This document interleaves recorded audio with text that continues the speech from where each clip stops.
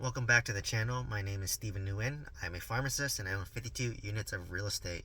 So today I want to talk about how I choose which market to invest in as a multifamily investor.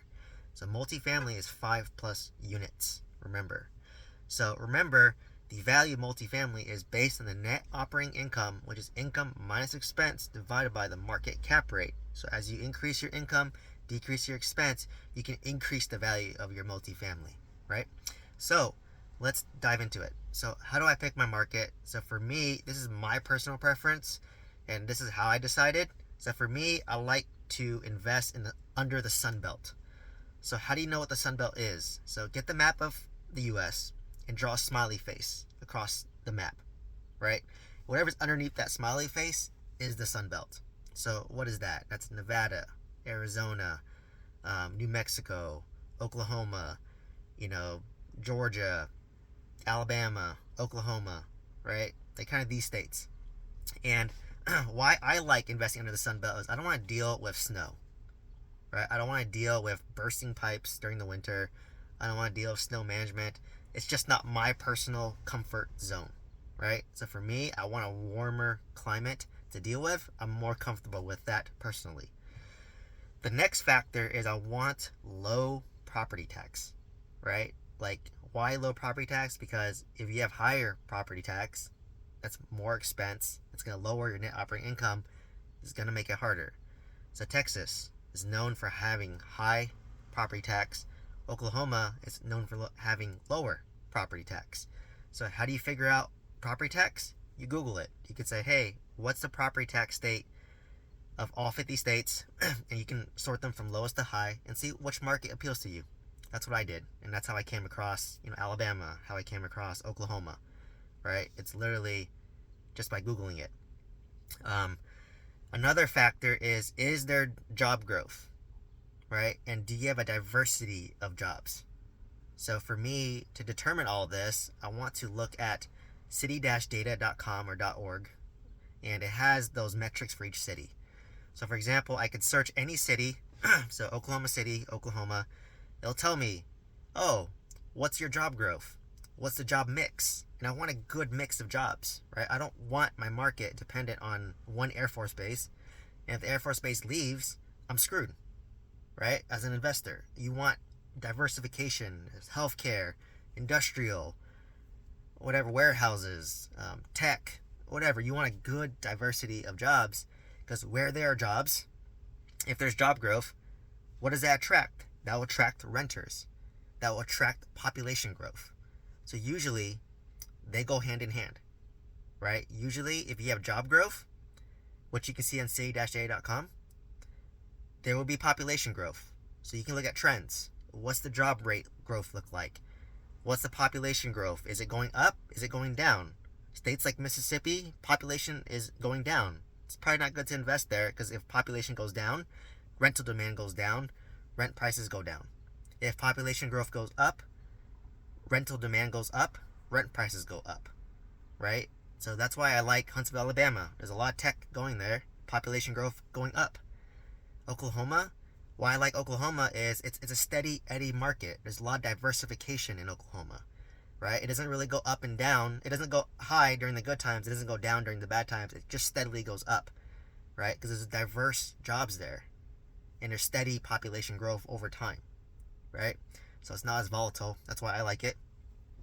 But that's what you want to look at, right? So where there's job growth, renters will go. As renters go, more rental demand. More rental demand, increase your rents. You can increase your rents, you increase your net operating income, which will increase your value.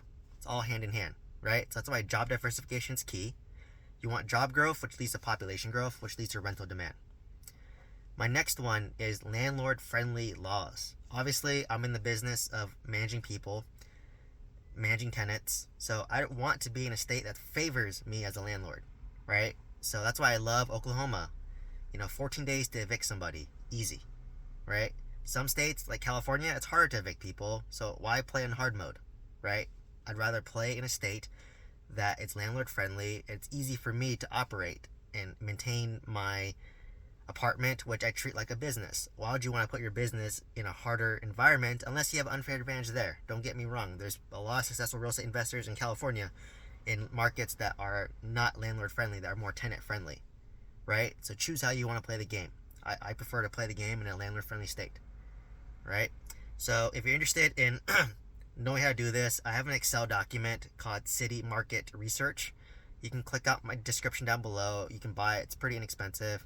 But if you want to take that next level, to go from you're working as a W-2, you own some single family homes, you want to scale into multifamily, and need guidance doing it because it can be intimidating, consider joining my mentorship program called Making Multifamily Money. Check out the description down below.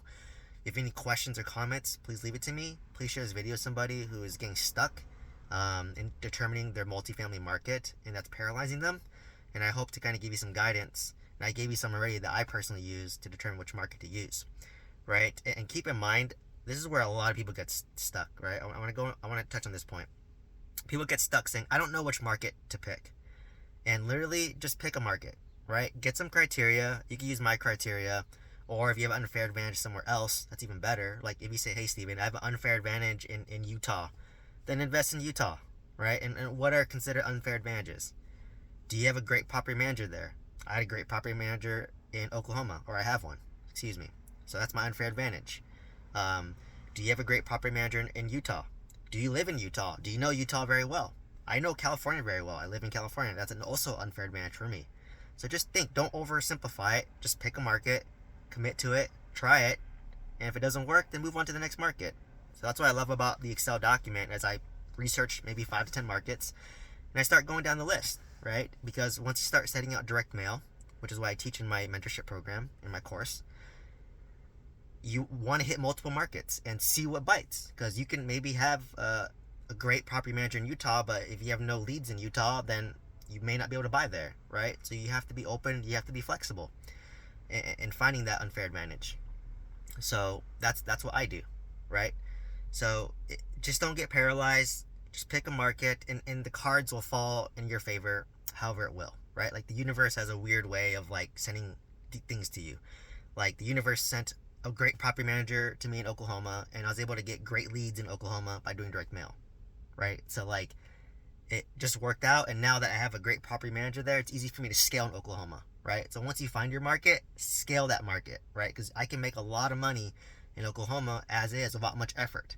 Why would I go to a new market like Tennessee and start over when I have an unfair advantage, right? So don't overcomplicate this process, right? Like this is what's nice about having a mentor and a coach is I can help remove these barriers, these stuck points, these paralysis points. And believe me, a lot of people are paralyzed at many points, and my goal is to help push you past that, right? So like I was stuck there too. Like I didn't think people like me who's a high income W-2 on single family homes could ever buy apartments. I thought apartments were only for the rich people, but once I realized that people just like me were buying apartments, it shattered that paralysis for me. And then I bought like 2 apartments plus a mobile home park shortly thereafter, right? So it's just literally this concrete wall that I need to break down, and mine got broken and I was able to scale, and I hope to do the same for you, right? And surround you with people who are doing the same.